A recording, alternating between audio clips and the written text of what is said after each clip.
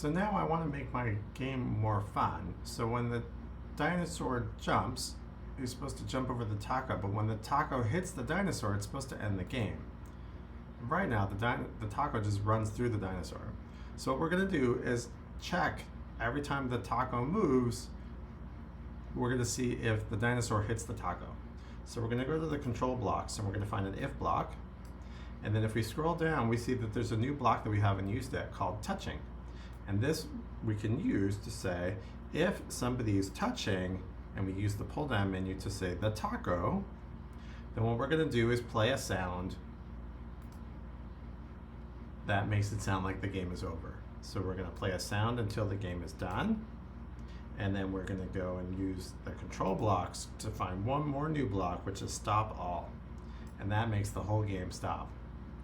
So if we're touching the taco, we can play the sound pop. And if we go into here, we could put the if statement underneath the other if statement. So we could say when the flag is clicked, keep checking to see if the space bar is pressed, and if it is, then we jump. Otherwise, if you're touching the taco, then play the pop sound and then stop the game. So let's watch this go. So if we press the flag, and now we heard the pop because the taco hit the dinosaur and the game stopped. Now watch what happens if we try to jump. Press the space bar, and boom, he missed the taco, and boom, we win. How great is that?